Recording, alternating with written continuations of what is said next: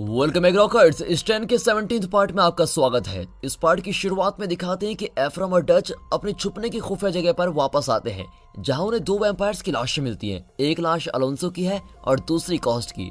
जब उनको मरे हुए कॉस्ट का सर मिलता है तो वो देखकर बिल्कुल ही परेशान हो जाते हैं। अब जैसे उनको महसूस होता है कि कॉस्ट को जहर से मारा गया है, वो सेट्राकिन को ढूंढने का तय करते हैं। लेकिन तभी वहां पर गस आता है और बताता है कि एलेक्स मर चुकी है। जब गस से पूछा जाता है कि सेट्राकिन कहां पर है, तो गस शांत रहता है और परेशान भी दिख रहा है। जब वो लोग सेट्राकिन के पास पहुंचते हैं तो उनको पता लगता है कि एकास्ट के हमले के बाद सेट्राकिन वैम्पायर में बदल रहा है। वो लगभग वैम्पायर में बदल ही चुका है और वो अभी भी ओकिडोलुमेन से चीजें लिख रहा है। वो बताता है कि मेरे पास समय की कमी है और काम बहुत सारा बचा हुआ है। इस सब के दौरान वेस्ली, क्विलिन और रोमैन एक नाव की मदद से मनटम शहर से आए हैं, क्योंकि शहर में जाने वाले सभी पुल को तबाह कर दिया गया है। उन्होंने सभी पहरेदारों को मार दिया है और इसके बाद वो परमाणु बम को छुपाने के लिए फेडरल रिजर्व बैंक न्यूयॉर्क में जाने लगते हैं। अब क्विलिन और वेस्ली रोमैन को बोलते हैं कि तुम यहाँ पर रुककर परमाणु बम का ध्यान रखो। इसके बाद वो दोनों अपनी पुरानी टीम के पास पहुंच जाते हैं। नई छुपने की जगह पर पहुंचकर वेस्ली सेट्राकिन की हालत देखकर बहुत ही बुरा महसूस करता है। उसको विश्वास ही नहीं हो रहा होता है कि उसका प्यारा दोस्त सेट्राकिन मरने वाला है।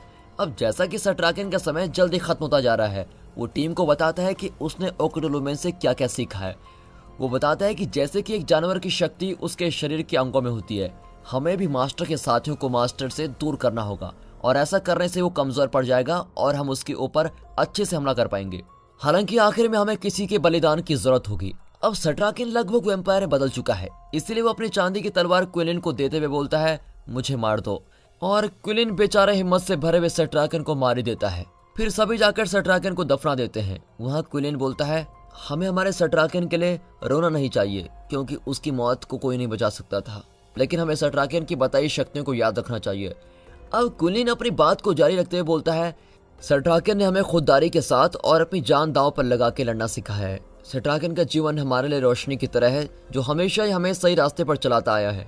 अब अपने दिल से निकलने वाली सभी बातों के बाद क्विलिन सेट्राकिन की तलवार वेस्ली को पकड़ाते हुए बोलता है, इस तलवार को तुम रखो, क्योंकि सेट्राकिन भी ऐसा करके अपनी विरासत को आगे बढ़ाना चाहता होगा। उसी रात वेस्ली डच को अपने सपने के बारे में बताता है, जिसमें सेट्राकिन वैम्पायर में बदल चुका था और ओकिडोलुमेन को जला रहा था। जब वेस्ली अपने दुख के साथ रो रहा होता है तो डच बोलती है कि तुमने सपने में वही देखा जिससे तुम सबसे ज्यादा डरते हो। इसके बाद जब सभी सेट्राकिन के बनाए नोट्स को देख रहे होते हैं, वेस्ली और क्विलिन बोलते हैं, हमें मास्टर को परमाणु बम की मदद से मार देना चाहिए। लेकिन एफ्राम ऐसा करने से कतराता रहता है, क्योंकि परमाणु बम से बहुत ही ज्यादा तबाही हो जाएगी। और जब वो लोग बहस कर रहे होते हैं तब हमारे डच एक नया और बेहतर प्लान बनाती है। वो बोलती है, जैसा कि सेट्राकिन ने बोला था कि हमें मास्टर के साथियों को मास्टर से दूर रखना चाहिए, हम बिल्कुल वैसा ही करने वाले हैं। हम मास्टर के खास आदमी संजय को पकड़ लेते हैं और ऐसा करने से हमको मास्टर के ठिकाने का सब कुछ पता लग जाएगा। दूसरी तरफ गस अलोंसो के आदमियों से बोलता है कि भाई लोग, हमें वैम्पायर से लड़ाई करने के लिए बहुत सारे हथियारों को इकट्ठा करना होगा। वो सभी को बताता है कि अलोंसो किसी तरह मारा गया है। अब सभी गस की बातें सुनते हैं और लड़ाई में साथ देने के लिए मान जाते हैं। अगले सीन में जैक मास्टर के पास जाता है, जो कि बहुत घबराया हुआ दिख रहा है। मास्टर जैक को बताता है कि हमारे दुश्मन बहुत पास पहुंच गए हैं और उनके पास एक परमाणु बम भी है। मास्टर जैक को याद दिलाता है कि परमाणु बम कितना खतरनाक हो सकता है। फिर मास्टर सफाई से बातों को घुमाते हुए बोलता है, बेटा जैक, जो भी अब तक मैंने और तुमने मिलकर हासिल किया है, उस सब को तुम्हारे पापा और उसके साथी खत्म कर देंगे। सीधा सीधा जैक फिर से मास्टर की मदद करने के लिए आगे बढ़ता है। मास्टर जैक को कुछ खास काम देते हुए बोलता है, ये काम तुम पर अच्छे से जचता है। अब जैक अपना बैग पैक करता है और वहां से निकलने के लिए तैयार होता है। अब वेस्ली और उसके सभी साथी पार्टनरशिप बिल्डिंग को पहुंच गए हैं। सभी ने कैदियों वाले कपड़े पहने हुए हैं और क्विलिन ट्रक चलाकर पार्टनरशिप बिल्डिंग पहुंच चुका है। एक गार्ड रास्ते में पूछताछ करता है और क्विलिन बताता है कि इन कैदियों को किसी खास काम के लिए बुलाया गया है। जल्दी वो सभी बिल्डिंग को पहुंच जाते हैं और कुछ समूह में पड़ जाते हैं। लेकिन बदकिस्मती से एक गार्ड को उन पर शक होता है और वो संजय को इस बारे में चेतावनी दे देता है। संजय सीसीटीवी कैमरे की मदद से देखता है कि वेस्ली और डच उनके ऑफिस के पास पहुंच गए हैं और उसके कुछ करने से पहले ही वेस्ली और डच गोलियां चलाते हैं और अंदर पहुंच जाते हैं। हालांकि एक गार्ड के साथ संजय बाहर निकलने में कामयाब हो जाता है।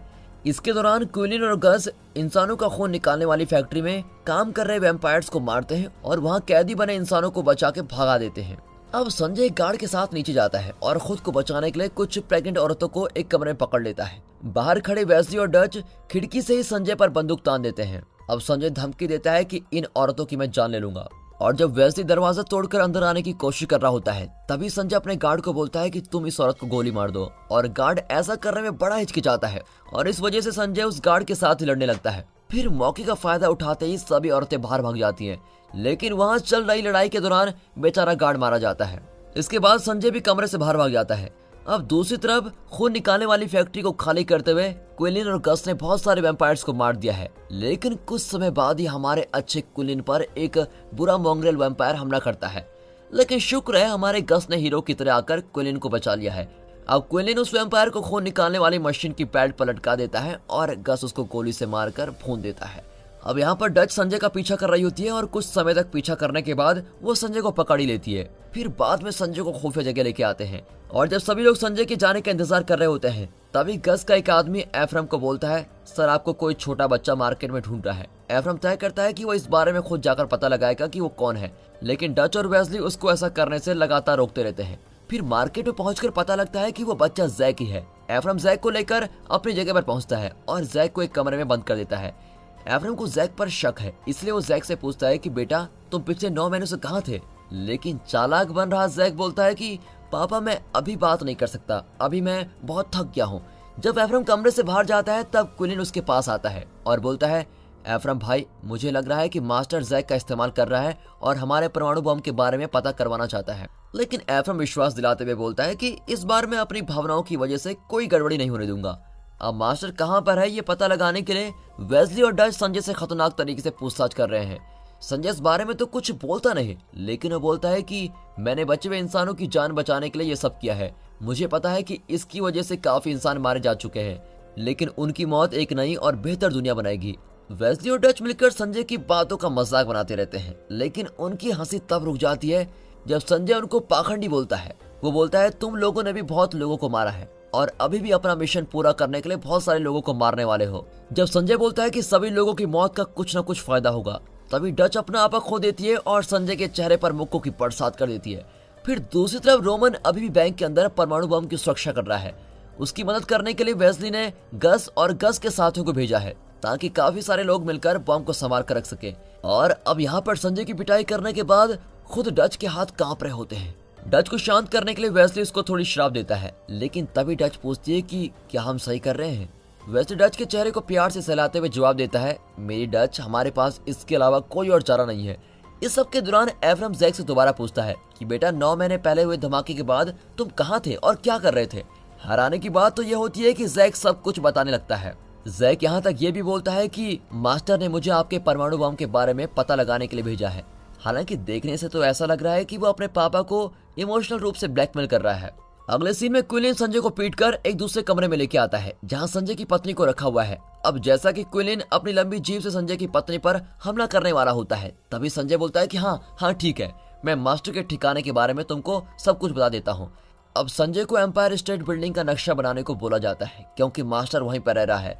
फिर संजय जल्दी से नक्शा बना भी देता है। अब नक्शा सही बनाया है या नहीं इसका पता लगाने के लिए टीम जैक के पास जाती है और उससे भी नक्शा बनाने को बोलती है। हैरानी की बात तो ये होती है कि दोनों ने बिल्कुल एक जैसा ही नक्शा बनाया है।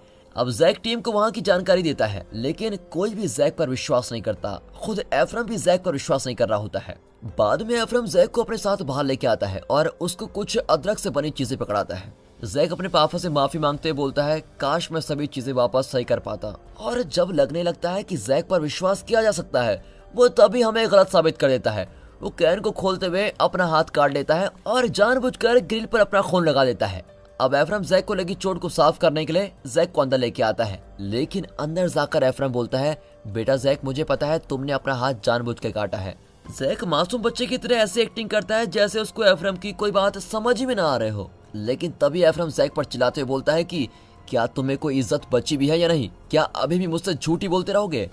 अब एफ्रम की बातें सुनकर जैक पागल हो जाता है और अपना आपा खोते हुए बोलता है कि हाँ, मैं यहाँ परमाणु बम का पता लगाने के लिए आया हूँ। मास्टर और फेलर वैम्पायर मेरे खून को सूंघते हुए जल्द यहाँ पर पहुँचने वाले हैं। अब अपने बेटे से तंग होकर एफ्रम अपनी बंदूक जैक के सर पर तानता है, लेकिन वो बेचारा तो एक बाप है, इसलिए अपने बेटे पर गोली नहीं चला पाता। एफ्रम अपने बेटे को अलविदा बोलता है और उसको एक कमरे में बंद कर देता है। फिर वो जल्दी से टीम को बताता है कि मास्टर जल्दी यहाँ पर आने वाला है, इसलिए हमें इस जगह को छोड़कर जाना होगा। वो जल्दी फेडरल रिजर्व बैंक पहुंच जाते हैं और उनको आगे क्या करना चाहिए इस बारे में वो बातचीत कर रहे हैं। अब जैसा कि क्विलिन के पास जिंदा रहने का कोई तरीका नहीं है, वो बोलता है मास्टर को अपने जाल में फंसाने के बाद मैं ही परमाणु बॉम्ब में विस्फोट करूंगा। वो एम्पायर बिल्डिंग को पहुंच जाते हैं। अब समय आ गया है जब क्विलिन को अकेले ही मास्टर का सामना करना हुआ। वो जाने से पहले सभी को अपना आखिरी अलविदा कहता है। क्विलिन ने ऐसा इसलिए किया क्योंकि जो भी परमाणु बम को शुरू करेगा वो खुद भी विस्फोट में मारा जाएगा। अब इस सब के दौरान संजय और उसकी पत्नी के बीच जोरदार बहस चल रही होती है। जब वो लोग अंदर बंद होते हैं तभी जैक को बंद कमरे से निकालने के लिए मास्टर वहां पर पहुंच जाता है। मास्टर जैक को डांट लगाते हुए बोलता है कि जब तुम्हें परमाणु बम कहाँ है इस बारे में पता ही नहीं चला तो तुमने हमको अभी क्यों बुलाया। और इसके बाद मास्टर संजय और उसकी पत्नी के पास पहुंच जाता है। डर की वजह से तो संजय मास्टर को बोलता है मेरी पत्नी ने एफरेम की टीम को बता दिया कि आप कहाँ छुपे हुए हो। मास्टर तभी संजय की पत्नी की गर्दन तोड़ देता है और फिर संजय का सर भी दीवार में मारता है। वो जैक को बोलता है कि मैं कमजोर लोगों को झेल नहीं सकता। अगले सीन में क्विलिन एम्पायर बिल्डिंग में पहुंच चुका है जहां उसको एबी मिलती है। मास्टर एबी के जरिए क्विलिन से बात करते हुए बोलता है मुझे अफसोस है कि तुम्हें इंसानों के साथ मिलकर काम करना पड़ रहा है। जब वहां और भी वैम्पायर्स आते हैं तब क्विलिन मास्टर का मजाक उड़ाते हुए बोलता है क्या तुम इससे अच्छा और कुछ नहीं कर सकते, क्या तुम्हें यही करना आता है। वो साथ ही बोलता है कि मास्टर तुम ये मत सोचना कि मैं कभी तुम्हारा पीछा करना छोड़ दूंगा। और ऐसा बोलते ही वो एबी के सर को काट देता है। वो जल्दी से अपने साथियों को रेडियो की मदद से बोलता है कि हम लोगों को जाल में फंसाया जा रहा है, तुम जल्दी बॉम्ब को लेकर यहाँ से भाग जाओ। जब क्विलिन अपने चारों तरफ खड़े वैम्पायर से लड़ाई करने वाला होता है तभी बाकी टीम की तरफ भी बहुत सारे वैम्पायर्स आ रहे होते हैं। परमाणु बॉम्ब को बचाने के लिए एफ्राइम वेस्ली और डच बॉम्ब को अपने साथ लेके जाते हैं, लेकिन रोमन, गस, मार्कस और गस के सभी आदमी वैम्पायर से लड़ने के लिए वहीं पर रुकते हैं। वैसे तो लड़ाई में सभी मिलकर बहुत सारे वैम्पायर्स को मार देते हैं, लेकिन गस के सभी आदमी मारे जाते हैं और मार्कस, गस, रोमन ही उन सभी में जिंदा बच पाए हैं।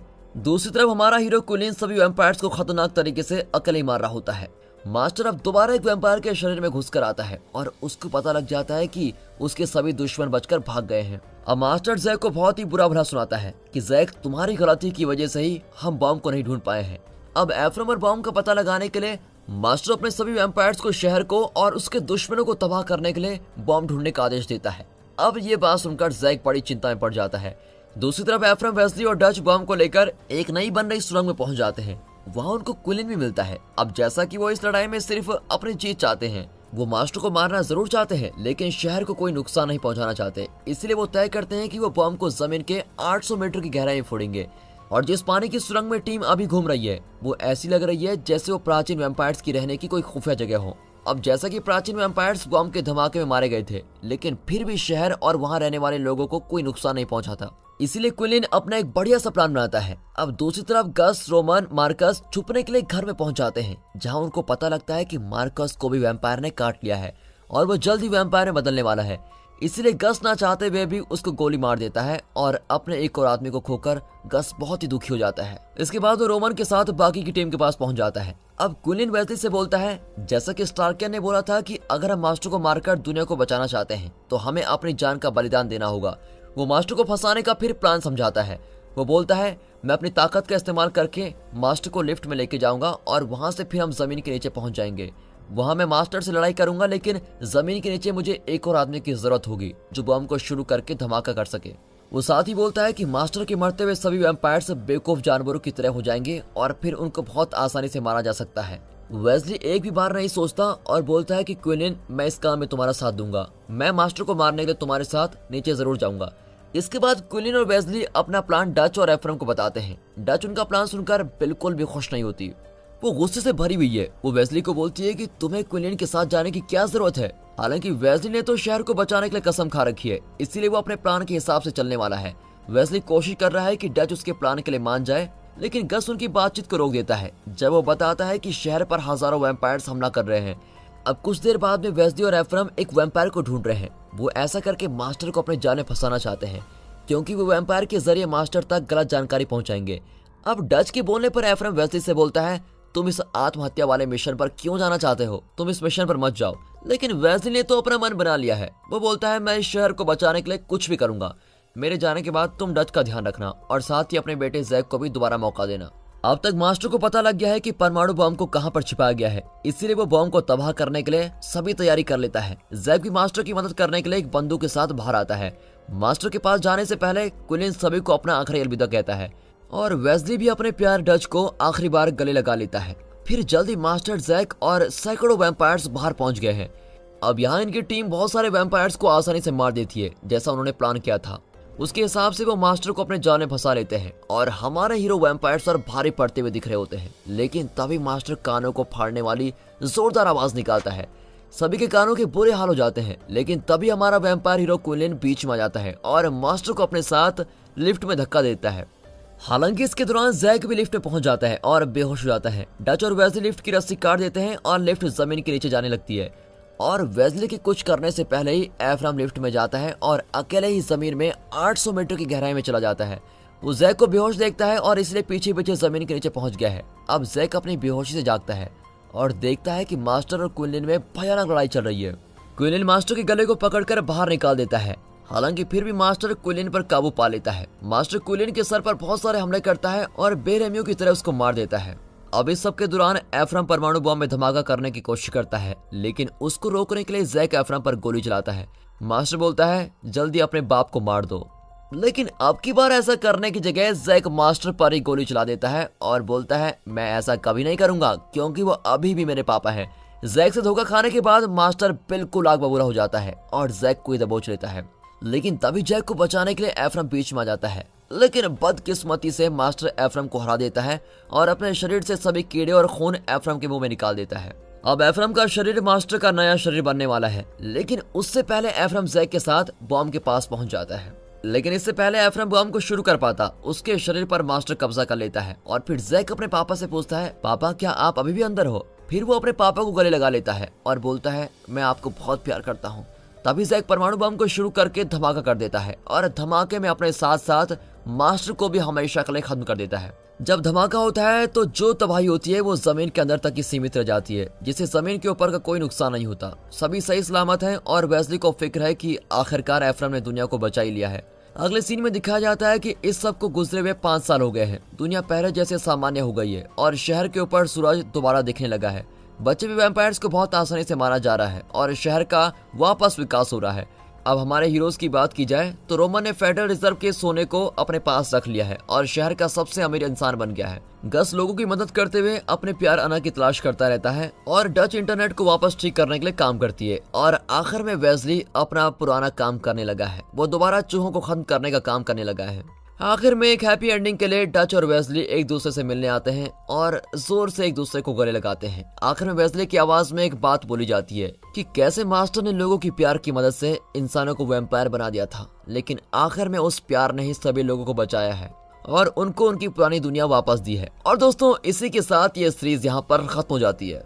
दोस्तों अगर ये सीरीज आपको अच्छी लगी हो, एक्सप्लेनेशन अच्छा लगा हो, वीडियो अच्छी लगी हो तो वीडियो को लाइक कर दें और चैनल को सब्सक्राइब करना बिल्कुल मत भूलेगा।